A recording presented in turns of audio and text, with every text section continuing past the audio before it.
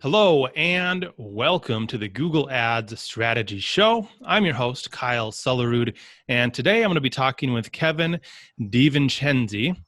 And I got the name right. You got the name right. Good. So Kevin is a longtime marketer.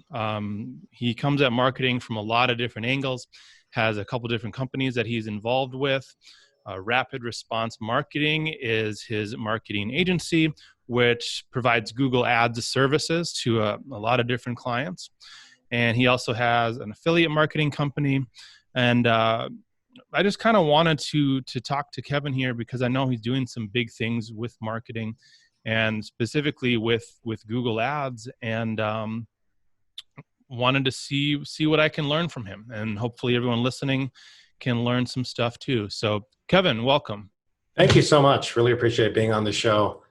Google Ads is an amazing platform to work on because you've got so many different ways you can work on it, right, Kyle? And you know this as well. I mean, now you're working in YouTube, before it was Google Ads. There's so many different things that you can do. Yeah, and so how long have you been using Google Ads at some level? I've been using it pretty much since they launched their pay-per-click at a penny a click. Yeah. So I don't know, what is that, 2002, 2001? I don't remember. I just remember how cheap it was, and how there was no approval process, and everything was just like go.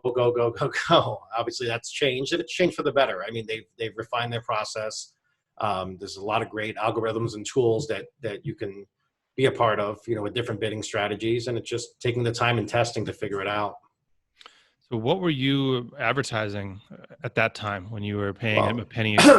Well, I started, the first business I started was pagers, those old little beepers. We did something called the Forever Pager.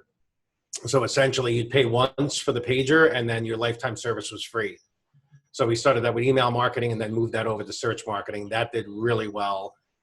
We then moved it to cell phones and started doing cell phone marketing, primarily for companies like Sprint on their prepaid units. So again, at that time, it was really strict to get approved for a cell phone. It wasn't like now where everybody can just have a cell phone. Primarily, I don't know what the percent of the market is prepaid, but it's mostly conventional now. Back then, it was a really stringent process, so a lot of people just went prepaid. So we handle a lot of those units as well. And, and it just evolved from there. And we've done, a lot of lead generation, depending on what the market, what the market's looking for, whether it's people looking for a business opportunity, people looking for a service. Now we're in so many different markets, if it's a home service, if it's blinds, windows, plumbing, locksmith, healthcare, Medicare options, we pretty much cover the full gamut. Let's back up a little and then we'll talk Sure. more about what you're doing now. So pre-Google Ads, how did you get into marketing and business? Email marketing. I actually owned a wireless store in Las Vegas, and I met somebody in the entrepreneur room of AOL. You might be too young to remember the AOL days. I had AOL. Okay, so they had the entrepreneur. Mail. Yeah, they had the entrepreneur room that was a group, maybe 200-300 people that I recall that would be in that room, and it was just business chatter. So it was a weekend that I was actually on a boat in Lake Mead, and somebody called me and said, "Hey, I've got this kid. He's 17 years old, and he came up with this how to fix your credit, like ebook, and he can't process it. Can you help me?" And at that point, I had the wireless store. We're taking credit card payments, and I said, "Sure, we'll help you." And again, for nothing, just to be able to help him out. And he did phenomenal with it. So we were manually processing these things. It was crazy. So he said, "I want to repay you. How can I repay you? What do you have that's nationwide?" So we picked that Forever Pager that I mentioned previously, and he sent email on it. The first run that he did, we did, I forget how many sales it was, but a couple hundred sales. It was phenomenal. And there we went, ran back to the store to go process everything. And then he did it again, and he did it a couple times over a few months. And I said, "You know what, I'm going to take a year off and just learn internet marketing." So I started learning email marketing and everything on my own and just took it from there. At that point it was just putting to market products that there was a need for. So we produced an AOL anti-timer, because if you remember in the AOL days, it would log you off if you stayed on, if you were idle in AOL, just so they could clear up their bandwidth. for dial-up. So we had something that would move the mouse, right? And that was on a diskette from 1495 or 1995. And then we ventured into background search, PC Spy, PC Spy 2000, PC Spy 2001, find out anything about anyone. That was our product as well. And a bunch of different, products like that consumers loved. And, unfortunately for us, we had to process each one manually. And we also had to then burn it, in mass on a 3.5 diskette and then ship it out. So it was quite a process, but it was highly profitable and it was a lot of fun. So that's bringing back some memories for me, because I actually got started, if you could call it a start, in internet marketing in 1998 on eBay. And I was also burning information onto 3.5-inch diskettes and then mailing them out to people after they sent me checks in the mail. Yeah, in 98 or maybe 99, you could buy, I remember buying Amazon's homepage, and I believe it was eBay's as well, for $99 a week. Like, they were featuring you on the homepage, you and other people, but you were literally on their homepage. I did that with calling cards. We're doing calling card pins. That was doing really well. And a bunch of other products. Yeah. Mm-hmm. Pretty crazy. Yeah. So things have come a long way, of course. Absolutely. Luckily, because I guess in some respects, we're not getting 1 cent clicks anymore, but the marketing tools at our disposal are a lot more sophisticated now. We can track things. We can utilize artificial intelligence. So I know you're doing some cool things with Google's pay per conversion feature. Correct. Can you talk about that a little and how that's working for you? Yeah, we're using that very effectively. That was introduced to us by our Google team about 1.5 years ago. And it was a learning curve, Kyle. It definitely was. But then I went to Google Marketing Live last April and spoke to some engineers that, and tried to really understand how they're basing their algorithm and everything. And we're seeing a lot of success. So it's essentially just finding, whether it's a sale or a lead, finding something that where your conversion point is, and then making sure that you're integrated properly with Google so it's reporting all the sales, and then just let Google do the work. So you can't beat it. I mean, even if it's an affiliate deal and the affiliate deal is $30, once you set it up, and it's all about the work you put in. It's all about the foundation. They say a house with a poor foundation is going to fall. Same thing when you're setting up an ad set, set up the foundation properly. So the better you're creative, the better your call to actions, the more your click-through rate's going to be, in a sense, the higher your conversion will be, and the more Google's going to serve for you. So that's really the winning process there. So it does take work, but if you have a CPA deal that's paying you $30 and you're bidding it at $24 or $25, you're guaranteed that you're making $5 a sale. Where anywhere else, whether you're using CPA bidding or any other bidding model that Google offers, nothing's on a guarantee. Everything can be, we have some deals that are at a $30 CPA that some days run at $18, and I've got a helicopter overhead. The perils of living by the ocean.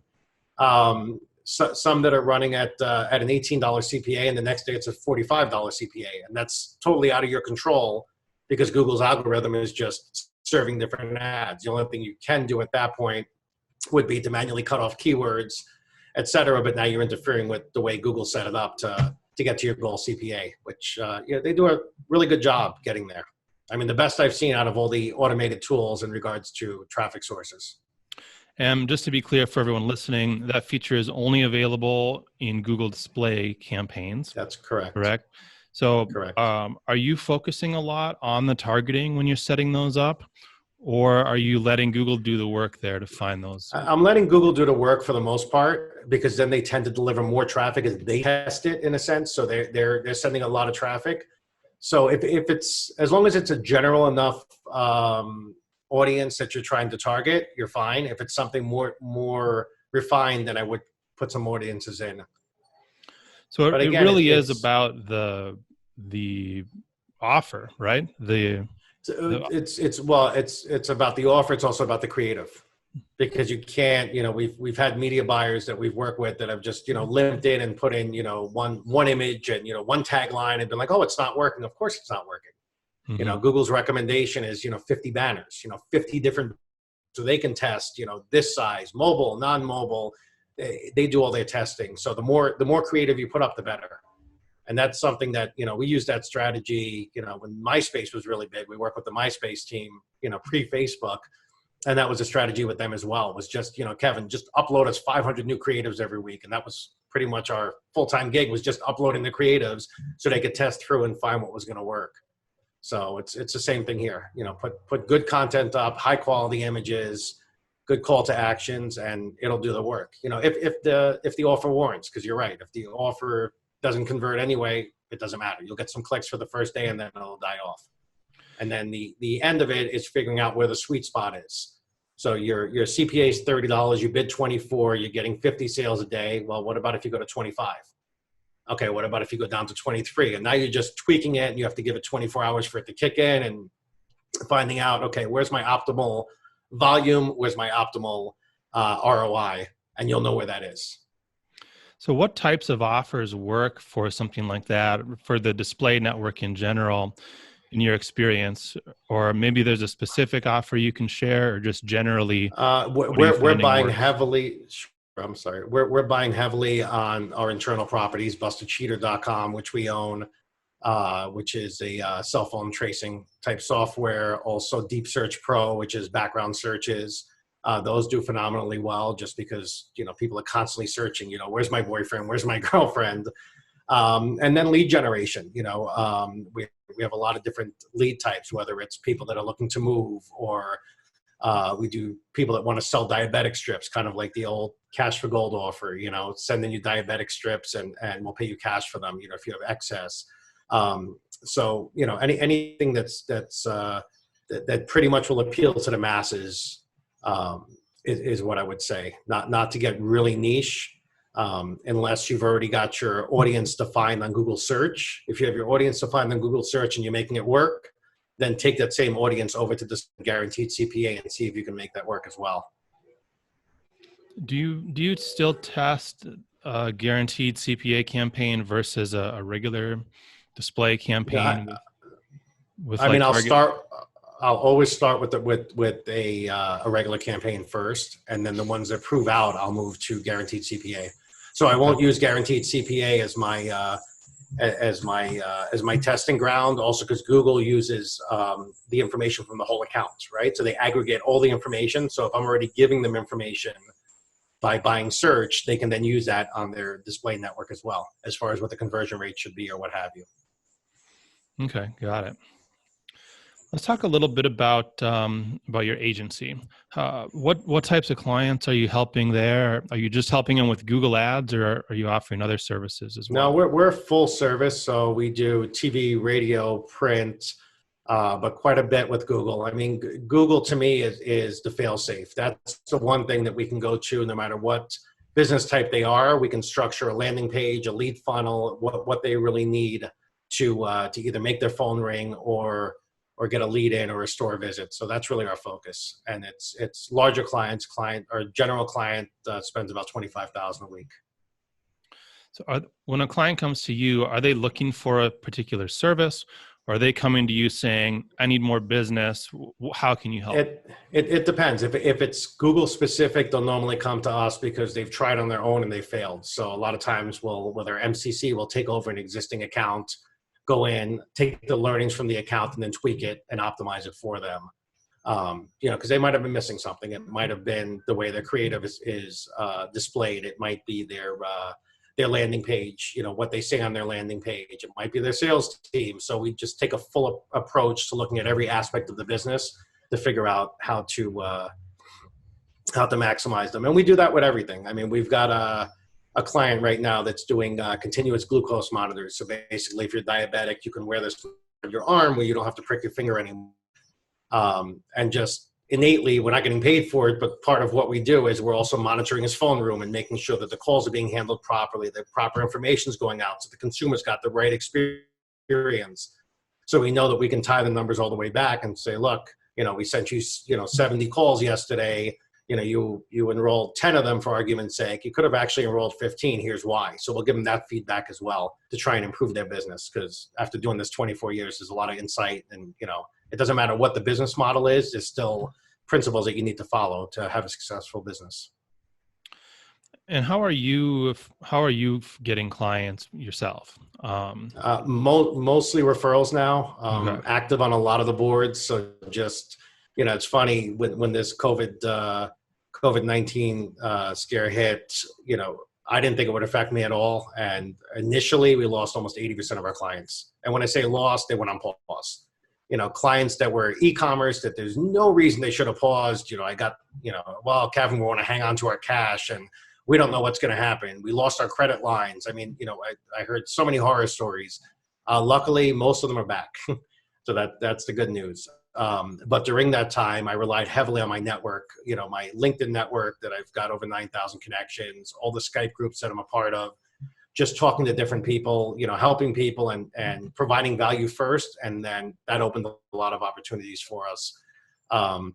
So we're doing a lot on YouTube as far as influencers. We're working directly with, guys that have channels that are doing content and going live, and we're customizing products for that. So going back to our background product, like we've got a client that it's Crime Talk. So he does this crime talk. He talks about recent news with crime or what have you. When he goes live, he'll get about 1,000 viewers watching him live. So we gave him a background product co-branded to him. So he's able to run background searches live while he's live and talk about the people that he's already discussing anyway, and things like that. So out of the box ideas, but they're working really, really well. So we're going to keep expanding on that. And these are markets I probably would have never touched pre-COVID just because everything else was running so well. But yeah, you evolve, right? Sure. Have there been any other big pivots that you had to make because of COVID? Yeah, just changing the way that we're doing marketing. I mean, ads are cheaper now, which is good, but the budgets aren't what they used to be as well. So it's just, we're handling more clients now than we were, in January, with lesser budgets, but that's okay. I mean, it's opening our market to, as I said earlier, we're gearing towards 25,000 a week spend on each individual client. Now we're taking lesser budgets, hoping to get them to the 25,000, and we're seeing good results so far. So it's definitely expanding our horizons. Got it. And I'm sure, because I'm experiencing the same thing. Mm-hmm. Clients are coming back online, and then you still have the new clients that you obtained maybe with a little lower criteria than normal, but everyone's happy. And as a result, your agency is probably set up for some pretty nice growth this year, I would imagine. Absolutely, for sure. Well, Kevin, this has been interesting for me. That's why I do this show. I like talking to interesting people about marketing. Is there anything else that I should have asked you about that I didn't? Yeah, our podcast that we just started, we just filmed episode 10. So, and guess what? You were on it. internettraffickings.com. We did a podcast about 10 years ago that was called Inbox Radio on Webmaster Radio. That was a lot of fun. So we revived it. Great information. We're not ad supported, and we just have, industry veterans like yourself, Kyle, that we have on, giving out great information just to help the market out, because there's so much information out there. So if people just go out and learn and better themselves, they'll be able to provide value. And at the end of the game, then there's so much opportunity. Somebody gave me this adage years ago. There's all these gold coins falling from the sky, and you have these two little cups. You just have to position the cups properly to get those gold coins, and that's pretty much it. So if you prepare yourself and have the knowledge, then you'll be able to catch those gold coins from the sky. All right. And is that, so Internet Traffic Kings, is that also available on podcasting apps? It's on Apple Podcast, also on Spotify, and then Internet Traffic Kings on YouTube. We'll have the video version of it as well. All right, perfect. So you know where to go if you want to hear more from Kevin. Kevin, thanks a lot for coming on the show. Thank you so much, Kyle. Appreciate it. This has been the Google Ads Strategy Show. Again, my name is Kyle Sullerud, and I will talk to you later.